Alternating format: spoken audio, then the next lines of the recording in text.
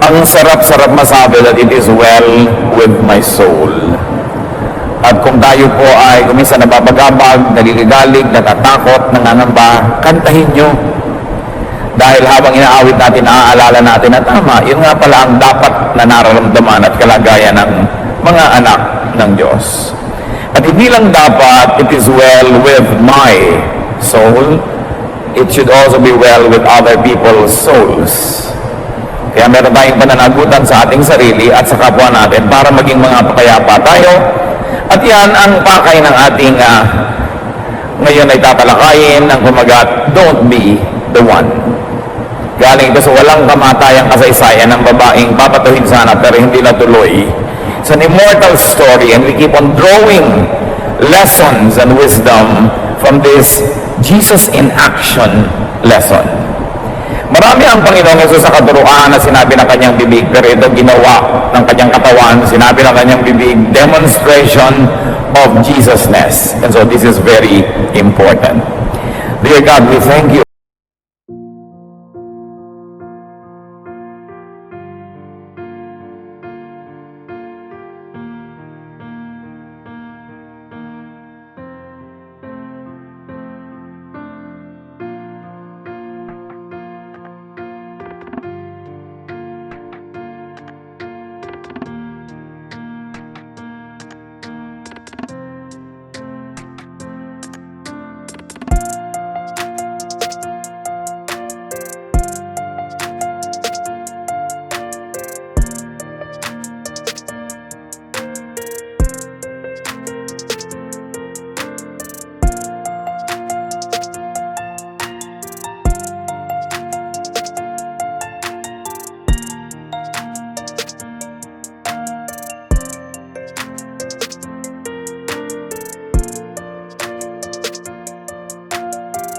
For gathering us today.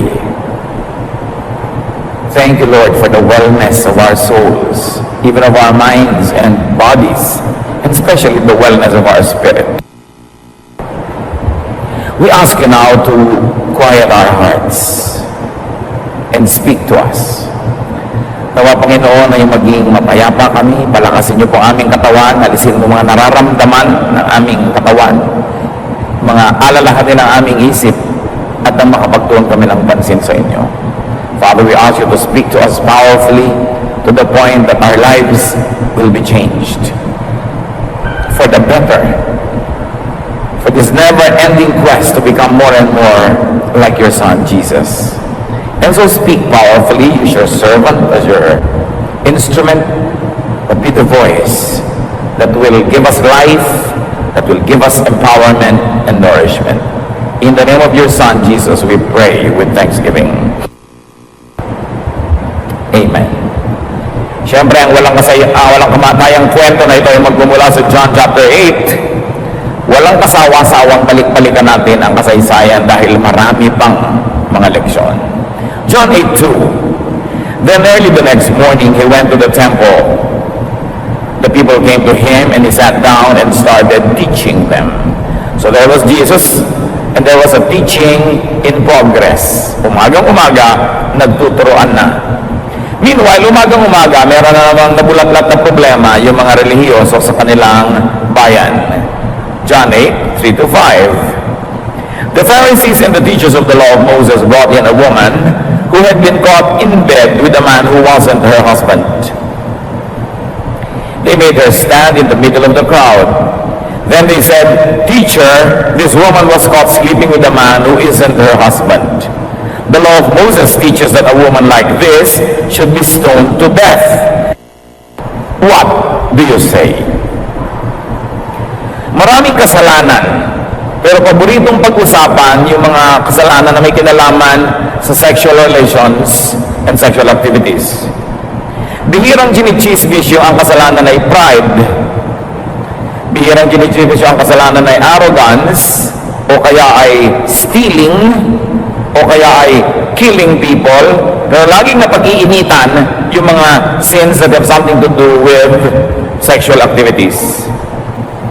And this woman was not an exemption from these prying eyes of the religious. So there was suddenly a law and a legal issue that was brought up. There was a personal act against that law. And that law had a definite prohibition and an accompanying punishment. Mahirap yung dinala nila sa Panginoon na kaso. Kasi yung kaso, malinaw na tinutukoy sa law of Moses. Sa kanilang mga traditions na ipinagbabawal ng batas na ito ang pakikiapid. So sabi, heto ang babaeng ito, huling-huli namin sa akto. Sabi ng batas ni Moses na alam nating lahat, dapat patuhin niya hanggang mamatay. Anong masasabi niyo? It was a very sensitive question for Jesus because now he has to side with or choose a side. The law or the lawbreaker.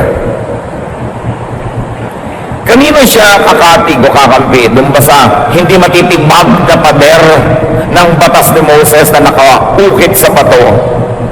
O para sa isang babaeng walang kalaban-laban, babae na nga siya, nahuli pa sa akto, wala siyang power, wala siyang kayamanan, wala naman siya maibibigay kay Jesus. So ano mapapala ni Jesus na kampihan siya? It was always safer to be on the side of what was accepted by the mob, the law, the tradition. So here was a choice between the powerful legal system that could also destroy Jesus if they wanted, or a powerless individual. The point between tradition and religion, or the civil and personal liberty of an individual. A choice between harsh legalism or tender personal accommodation.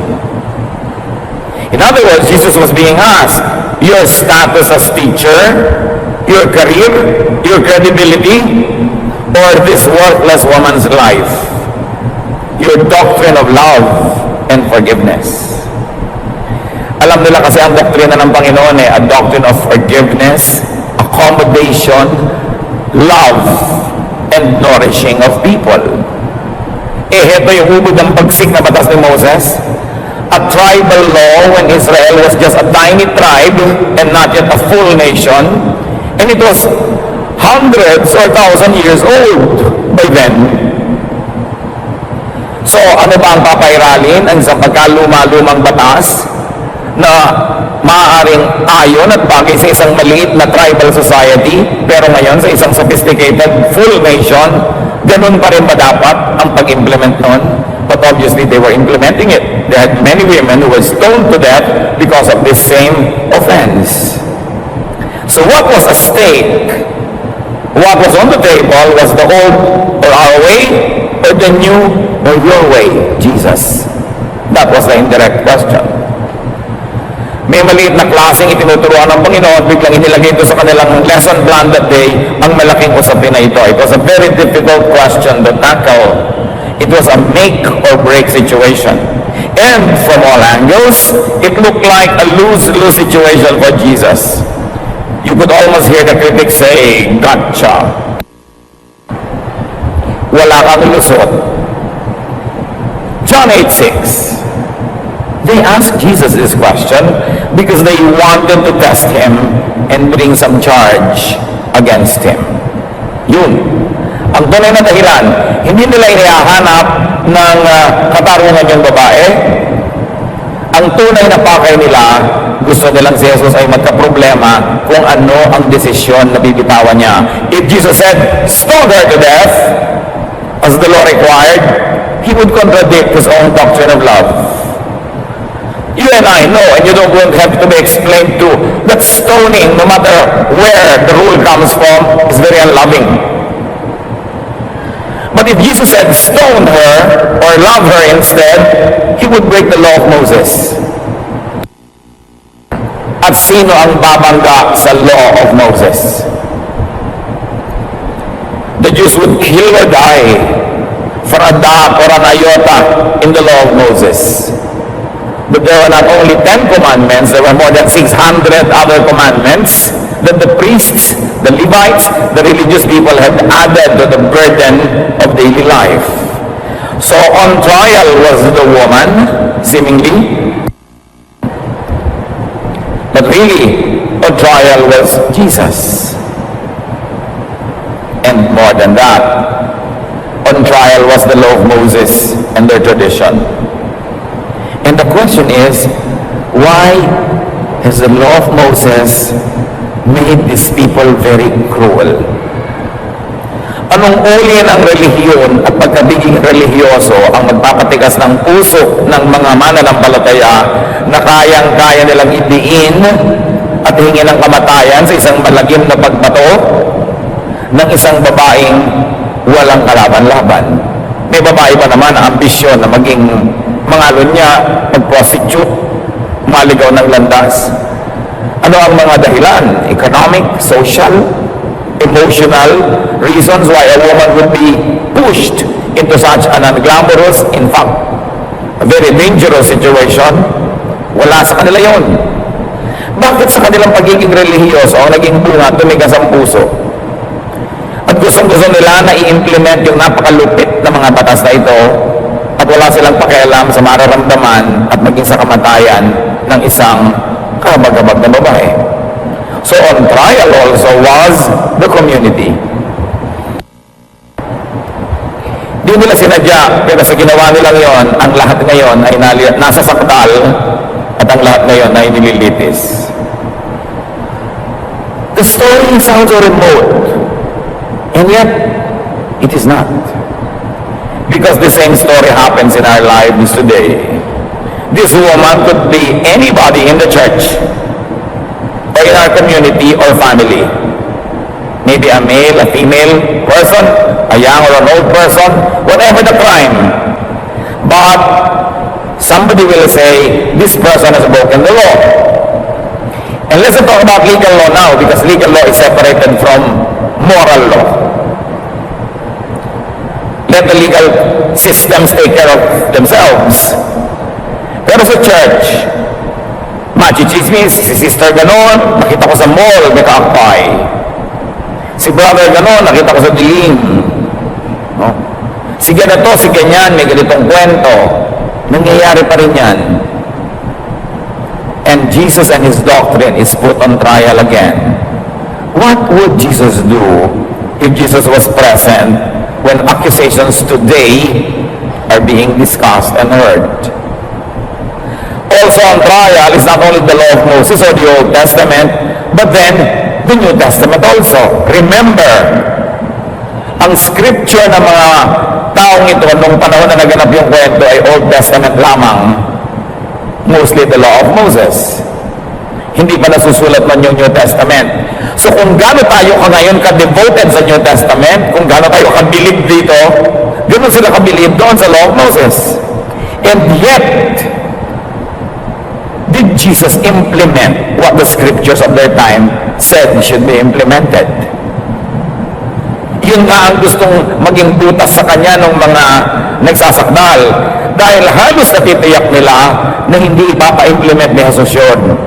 Dahil nga sa kanyang teaching of love and forgiveness.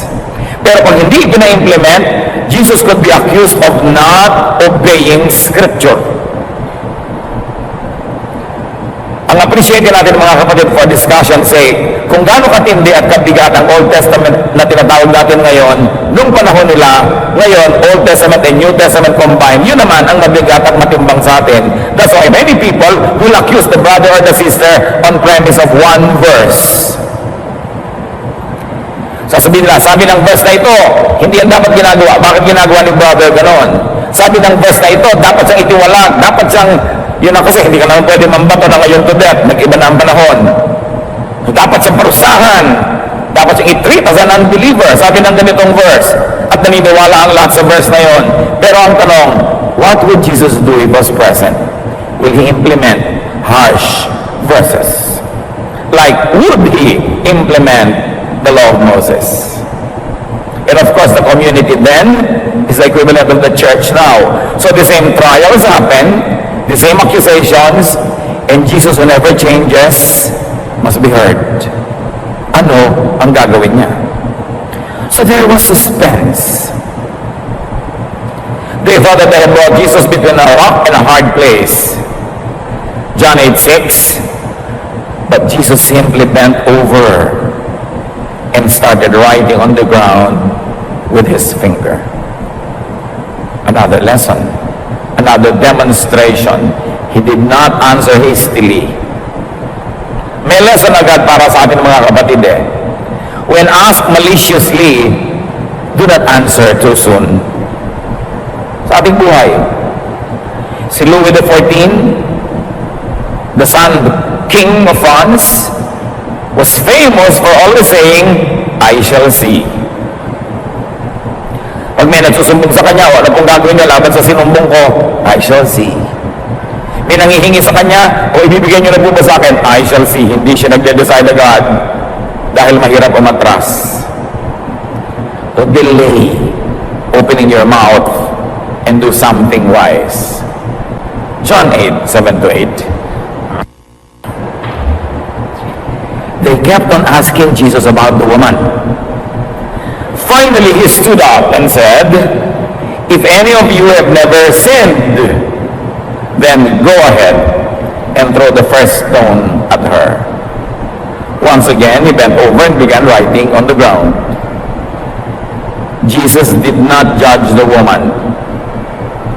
Hindi siya sumagot sa tanong na babatuhin ba o hindi. Pag sinabi niyang batuhin, okay tama na, di bali wala yung teaching mo on love. Pero pag sinabi niyang hindi, you don't follow Moses, you don't follow the verses, you are not a good religious person. So by not judging, there was no fight with the woman or what she was even accused of. He did not ask that she not be stoned to death. Hindi rin niya sinabi, huwag niyang batuhin. That would fuel the accusations against him. Neither did he absolve her. There was no open fight with the mob. Can you imagine? By doing what he did, he was not fighting with the woman, he was fighting with accusers. He was very diplomatic. And yet he did not nullify the law of Moses, at least with words. So there was no open fight with Moses and tradition. What did Jesus really do? He just set the qualification for judging and punishing sinners. He did not question the law. Wala kang mapapala na questionin mo yung law, babangga ka sa pader. Wala kang mapapala na bumangga ka sa mga verses kasi nakamonumento na yan. Kaya tama o mali ang interpretation, monumento na yan. Babangga ka lang sa pader. Jesus set the qualification for casting the first stone. Sinlessness. Moral perfection. In effect, he nullified the law. Because no one could implement it. But he really never technically nullified it. He just disqualified everybody from implementing it. Jesus made the accusers and the judges fight with their own inner demons. Kaya naman galit na galit yung mga tao na yun doon sa babae. Kasi actually galit sila sa sarili nila.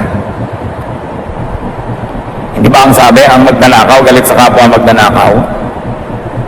So yung mga galit halimbawa sa nangangalo niya, either naagawan niya ng asawa, kaya galit na galit, o naunahan siya sa pangaagaw, kaya siya galit na galit, o gusto niya mangalo niya, pero hindi kaya ng dibdib niya. Gusto lang niya, pero hindi niya magawa dahil hindi ganun kalakas ang tuhod niya para manindigan sa gusto niya. So galit na galit siya doon sa nakakagawa. Kaya galit na galit tayo sa ang daming tato, ang daming hikaw, ang daming mga kung ano ng mga suot. Siguro gusto rin natin, hindi lang natin magawa dahil duwag tayo. I saw a play on aswang many years ago and there was a very profound line there. Sabi ng isang karakter na lola siya ng aswang, kayo mga tao, galit na galit sa amin mga aswang kasi nakikita nyo sa amin ang mga kaaswangan nyo. Kaya pangit ang drawing niya sa mga aswang kasi yan kayo pero ina-assign niya sa iba para hindi kayo ang masisi pero actually kaya kayo galit. Brothers and sisters, bantayan natin kung saan tayo mga galit. Usually nandun tayo at hindi lang natin madiretsyong magalit sa ating mga sarili. Yung mga sobrang walang takot gumawa ng mga bagay, ang lalaya, nagawa ng gusto nila, nagsusuot ng pula, asul, sama-sama sa kanilang katawan. Yung mga namimintas dyan, baka gusto rin nilang gawin. Hindi lang malakas ang loob. Kasi kung tunay na nakikita mo ang isang taong mali at wala kang inggit o hindi ka na damay, bakit ka magagalit? Dapat ka maawa ka. Bakit ka magagalit? So ang ginawa ng Panginoon, imbes na yung spotlight na inilalagay ng lahat na sa babae, ibinaling niya sa mga tao. He threw them into an internal turmoil. He made them judge over their own selves. Suddenly, the focus shifted to the accusers. Suddenly, the accusers were on trial while being tasked to also be the judges over their own trial of themselves. The deadly pressure on the woman was instantly removed and redirected at her accusers. A master stroke, no less. Sinagot ang tanong, pero hindi naman talaga sinagot to the point na pwede siyang idemanda sa sagot niya. Do a Jesus. Whenever someone brings a charge against another person, do a Jesus. Sabihin mo, maling-mali talaga ang ginawa, kung gusto mo sabihin. O ayaw mo nalang kumibok, gawin mo yung ginawa niya, so sabihin na lang natin, okay, kung sino na lang sa atin ang talagang walang kasalanan, bumoto na doon sa taong yan. Kung nag-uusap-usap kayo, biglang darating si Sister, hoy, alam niyo ba kung anong kasalanan ng Sister A? O sige, sino ba sa atin dito nag-uusap-usap ang walang kasalanan? Batayan na siya, simulan na, mauna na. Anong ginawa ng mga tao? Nung sinabi ni Lord na, sige, ang walang kasalanan, magsimula ng bumato. Hindi naman niya sinabing, kawawa naman yung babae, huwag niyang batuhin, lalo lang magagalit yung mga tao. Pag sinabi naman niya, huwag na natin sundin yung law of Moses, luma na yun. Siya na ngayon na madedemanda dahil pinabaliwala niya yung verse. Pag sinabi naman ng, batuhin natin, sige, babalik na rin niya yung kanyang katuruan. So, ano ginawa ng mga tao? John 8:9, the people left one by one, beginning with the oldest. At least, may ginawang tama yung mga galit na galit na mga pulutong na ito. The people judged themselves correctly. There was no one to throw the first stone. And you know what was wonderful with that? Without anyone to throw the first stone, there will be no second person to throw the second stone, and there will be no third, and so on. Kaya lang dumadami ang bumabato, may nauna. And the lesson is, don't be the one. Sabihin niyo sa katabi niyo with feelings, don't be the one. O alam na natin, yung kapitbahay natin ang nangalo niya, don't you be the one to first to talk about it. O alam na natin, yung hipag natin, pinagdududahan natin, don't be the one to first talk about it. O may kasalanan si sister ganon, litisin natin, dali natin sa board, pulpituhin natin, ang sasabihin mo lang, don't be the one. Malaking pananagot ang nauna. At pag walang nauna, walang papangalawa. Tahimik ang mundo, it is well with my soul. Hindi ibig sabihin na kasintihin natin lahat ng kamalian, kung kamalian nga ang maituturing, pero hindi yun ang paraan. Kakalab ka rin mo sa publiko, ipapahiya mo, sasaktan mo, papatayin mo. That is not the Jesus way of correcting and improving lives. So no one in the bloodthirsty mob dared to be the one to stone the woman first. So don't you be the one. Pag nagkakape kayo sa office, may dumaan na kinakaingitan yung sobrang sexy, yung halos masubsub na sa laki ng boobs. Don't be the one to first comment about it. Ang kailangan lang ng iba, may mauna eh. Yung medyo tumingin, medyo tumaway, mauna lang, parang apoy nakakalat na yan. So, don't be the one. Hintayin yung iba mauna kung gusto nila. Pero alam niyo mga kapatid, kahit may mauna pa man, unless yung nauna na yon sinless, hindi ka pa rin dapat pumangalawa kasi mali ang tinatahak niyang landas. It's not the Jesus way. John 8, 9 to 11. Finally, Jesus and the woman were there alone. Jesus stood up and asked her, "Where is everyone? Isn't there anyone left to accuse you?" "No, sir," the woman answered. Then Jesus told her, "I'm not going to accuse you either. You may go now, but don't sin anymore." So Jesus laid the basic principles in dealing with sinners. Judge yourself first. Kahit ang kasalanan niya, sexual immorality, at wala kang ganon, at pasalamat ka kung wala kang ganon, pero wala ka na ba ibang kasalanan, wala ka bang pride, wala ka bang self-righteousness, don't you steal, don't you tell a lie, lahat yan, kasalanan, iba-iba lang kulay, don't you dare to be the first. Judge yourself first. At kung makita mo na may kasalanan yung iba na hindi mo kasalanan ngayon at hindi mo naging kasalanan sa nakaraan, pasalamat ka that up to now, hindi mo pa nagiging kasalanan yon, pero wala kang katiyakan na hindi ka madadapa bukas, next week, next month. While you are standing firm, be careful that you don't fall. You can never know what will happen. If you are sinless, then proceed to be the first to judge and punish the sinner. But if, and only if, you are sinless. Of course, the other principle is, if you have sinned yourself, you cannot be the first to judge and stone a fellow sinner. Dahil yung sinasabing, talbog sa akin, dikit sa'yo. Dinajudge mo ako, mga scripture says, stone her to death. Ngayon ang scripture natin, the same Old Testament and the New, will you apply a verse that will have a very harsh effect on someone, even if that someone was caught in the act of doing sin? Jesus showed us the way, and we will go back to the way of Jesus later. The principle will be applied even if what was broken was the law of Moses and tradition, and much less religious and denominational or sectarian administrative regulation. Kung yung law of Moses hindi in-apply dito, all other laws beneath it are less powerful to affect or to be affected, to be applied. Pero tatandaan natin na yung offense ng babae, hindi naman siya gumawa ng racket na naghirap yung buong community sa bandaraya. Hindi naman siya gumamit ng weapon of mass destruction. She was only selling the only thing left in the universe that she could sell, her body. She did not murder. She did not steal. Kaya iba-ibang mga crimes, syempre iba-iba yung application. But this time, Jesus was applying the law of love, forgiveness, accommodation to a person who has not offended the community as a whole, but only dragged her own self in her own private life. If it was a private romance or a private practice of her profession, it was a private sin. Minalaki lang, ginawang public ng mga tao.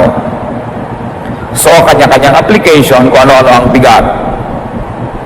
Pero ano talaga? Bakit hindi in-implement ang commands ni Moses? John 13, 34 to 35. Jesus speaks, "But I am giving you a new command. You must love each other just as I have loved you. If you love each other, everyone will know that you are my disciples." There is now a new commandment. It has been there since Jesus. Therefore, 2,000 years old na ang commandment na ito. Sabi niya, "I'm giving you a new commandment. Forget all the other commandments. This is the commandment I am replacing everything with. Love one another." You want to be known as my disciple? Don't be known na masungit ka, na mahigpit ka. Don't be known na conservative ka. Be known for your love. Na-internalize ba ito ng church? Apparently not. Kasi ang mga tao ngayon, nagka-problema. Nalaman mo yung anak mo, siya pala si Batman o si Darna. Sasabihin na tatay agad, anong sasabihin ng church? Yung asawa mo biglang nagkamali, nagtaksil sa'yo, ang issue agad baka malaman ng church. Pag may nagawang kasalanan ng isang tao, problemahin agad, baka tayo mapulpito, baka tayo mabulletin board, baka tayo madisiplina, di ba ganon? So, in times of troubles like this, in times when people fall, especially morally, and especially in sexual issues, ganun pa rin ang tao ngayon, doon pa rin galit na galit sa sexual issues. When times of one's fall, a church member's number one problem is the church. Yun ang pinaproblema agad. Baka malaman ni elder, gano'n, baka malaman ni pastor. Yung mga iba nga, naninigarilyo lang, nakatalikod, biglang kumarap ka, ikaw yung pastor, kulang lang lulo ninyo sigarilyo eh. Dahil anong sasabihin ni pastor, naninigarilyo ako? Pag ang tao may mga lapses at active church member, bumagsak siya, nalaglag siya, nagkaroon siya ng kasalanan, hindi niya iniisip yung church as where I can take refuge, where I can get help, where I will be loved and understood and cared for. No, natatakot siya sa magiging judgment ng church sa kanya. Bakit pa may church kung ganun? Kaya sabi ni Lord, there's a new commandment, the commandment of love. Hindi ang commandment ng pangungunsite. You don't judge, but neither do you condone. Hindi ka naman nangungunsinte, pero huwag ka mag-judge, huwag ka mag-condemn at huwag kang mambato. Malay mo naman, kaya pala nagkakaganon yung tao, kulang lang sa love, kulang sa guidance, kulang sa support. And before you judge a prostitute, itanong mo muna, ano nagtulak sa kanya, ba't siya nagkaganon? Meron ba naman batang babae na bata pa lang ang ambisyon niya? Siyempre maging stewardess, maging beauty queen, hindi maging prostitute. Pero yung mga nasa sadlak sa ganon, kahit nila ayaw, inuunawa ba yun? O pinag-uusapan? Yan talaga ang isang malaking hiwaga, mga kapatid. Yung church na nagmamahal dapat, yun ang nag-judge pag nagkamali ka. Kaya doon ka number one nagtatago eh. Para bang pupunta ka lang sa church pag perfect yung buhay mo, pero pag may mga mali-mali na magtago-tago ka muna dahil makakapag-usapan, yun ang dapat ituwid. And the church only has to go back to the teaching of Jesus. You go to church to love and to be loved. Not to judge and be judged. And this will stop only if people obey the now only commandment of Jesus, love one another. Kasi sabi niya, bakit mo sabi ng Ephesians, sabi ng Corinthians, sabi, teka, di ba sabi nga ng law of Moses, batuhin, hindi nga ito bato ni Lord eh. Sino ba dapat ang manaig? Yung ipinakalinaw-linaw na example ng Panginoon o mga verses na may mga specific context, specific recipients, specific situation, and specific efficacy. Universalize kasi natin lahat yung mga utos. And yet, the same people who will insist on stoning people to death, eat shrimp. Alam niyo ba na ipinagbabawal sa Leviticus na kumain yan? Lalo na kung bagoong, di ang dami nun. The same people na i-insist, hindi pwede yan, kailangan ipulpituhin, kailangan itiwalag, they eat pork. Ang linaw-linaw naman na hindi pinapakain yan. Ang isa sa 10 commandments, ang Sabat dapat Sabado. But the same conservative Christians go to church on Sunday, not on a Saturday. Bakit may mga kautusan na kaya nilang talikuran at lulunin, pero merong ipinagpipilit ang i-implement? Usually may kinalaman na naman sa sexual activity. The same vice just keeps repeating. So the commandment that supersedes all other commandments, old meaning before Jesus, from the prophets, from the Old Testament, and new meaning after Jesus, from the apostles, the commandment that supersedes all other teachings and doctrines, all other ways and methods, is a commandment to love. Ipinakita ng Panginoon, law of Moses, hindi in-implement dahil may bagong law of love. Mamaya yung mga disciple niya after Jesus, mas marami na mga kahigpitan na pinauso. So pagka nalilito kayo, ang susundin, the example and the teaching of Jesus, because He is the Savior. He is the Son of God. He is the perfect one. No prophet, no apostle could stand side by side with Jesus. So kung may sinabi si Jesus na parang kinokontradict ng sabi ni ganitong propeta, ng ganitong kung sinong disciple, sabi niya, sino ba yung Savior dito? Sino bang dapat masunod dyan kung may conflict ang interpretation? The teaching should not have conflicts among themselves, but the conflicts are always in the interpretation. So what is the best interpretation? The interpretation that implements the doctrine of love. At pagka ganon, the church will be non-threatening. Ano anak, buntis ka? 9 years old ka pa lang. Diba? So ang sasabihin ng ganda, let's go to the church and find comfort. Let's go to the church and be prayed for. Let's go to the church. Hanapan ito ng solusyon. Hindi yung, naku, pag-uusapan tayo sa church. Baligtad, di ba? Because many church people are judges. That must change. The church must be the sanctuary of love, of unconditional acceptance. Not the end of it, but the beginning of a person's development, restoration, and growth. But you begin with loving, not with setting unreachable standards. Hindi na nga tayo pinakyat sa langit para makarating sa Diyos. Sinususahan bumaba para tayo sa lubungin at buhatin paakyat. That's why yung church dapat hindi unreachable. Kung meron ka dapat katakutan pag nagkamali ka, pwede yung mga outsiders, pero hindi dapat yung church kasi yung dapat na nagmamahal at nag-aaruga sa'yo. Jesus is the measure of all things. And love is the greatest. Sabi nga yan sa 1 Corinthians 13, nabasahin ninyo, homework, reviewin ang napakagandang mga katuruan tungkol sa pag-ibig. But Paul says, all glorified religious and spiritual gifts and accomplishments are nothing without love. Pag-ibig pa rin ang lahat-lahat. At sabi ng 1 Corinthians 13:13, for now there are faith, hope, and love. But of these three, the greatest is love. Not doctrine, not discipline, not verse, not the law, not stoning people to death. The greatest is love. So stone, will you stone somebody? Don't be the first to do it.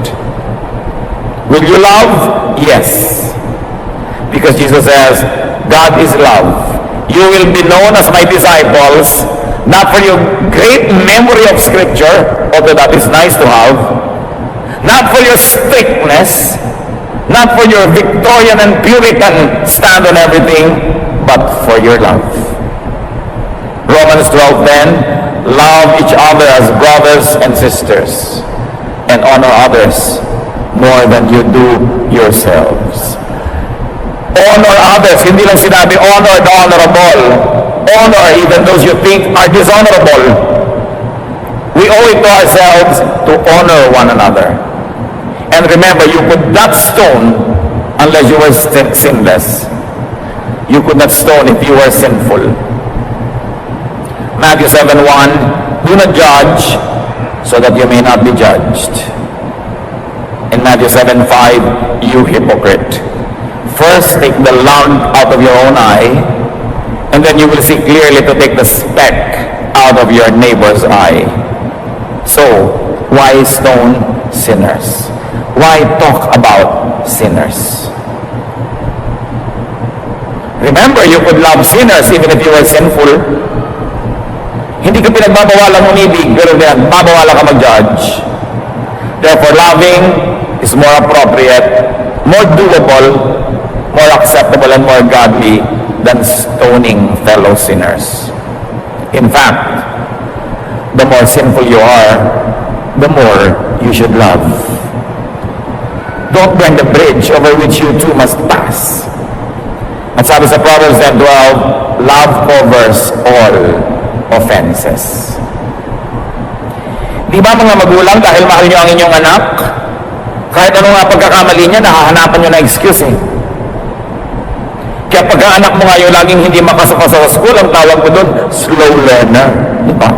Kasi anak mo yun eh. Pag anak mo yung nababalot ng galis, allergy. Anak mo kasi.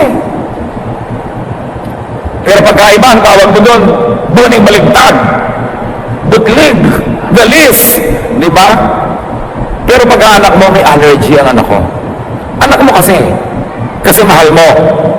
Hinahanapan mo ng lunas, hinahanapan mo ng dahilan. Paano tayo iniibig ng Diyos? Hindi natin alam yan kasi hindi tayo Diyos. At kaya lang nating maunawa yung kayang magkasa sa maliit nating utak. Pero kung hahanap tayo mga kapatid ng konting clue kung paano magmahal ang Diyos, the closest we can see is how parents love their children.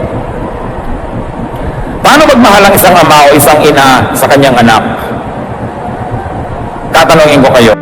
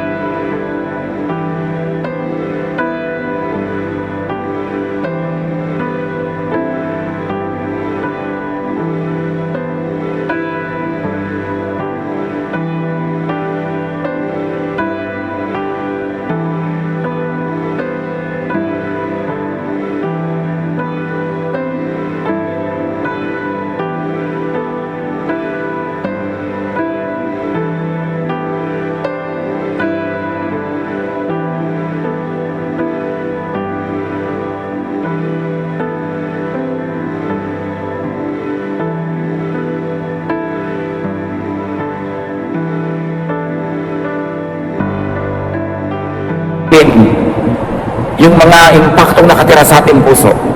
Kasi pag sinunod natin yan, sila ang mananaig sa ating buhay. We should treat the offense of our brothers and sisters as a family project to protect from further damage, to heal, to solve, and to set this person on his or her feet again to have a new life. Don't ever be the one to judge. You have no right, and you will only go deeper into your own judgment of yourself. Ito lang naturo ni Jesus na ito ang dibdibin natin. I-preach kaya linggo-linggo, 52 Sundays a week, a year. Kasi ito ang alam na alam natin, pero laging nakakalimutan. Ang bilis natin mag-judge, ang bilis mag-usap-usapan, magkwanto-kwantuhan, ang bilis bumato. So remember this title lagi, ha? Ano sasabihin niya sa inyong katabi? Ulit. Don't be the one. Huh? Hindi pinapaulit ang 1 Corinthians 13. Don't be the one. And especially tell yourself, every time in the morning when you face yourself in the mirror, you say, don't be the one.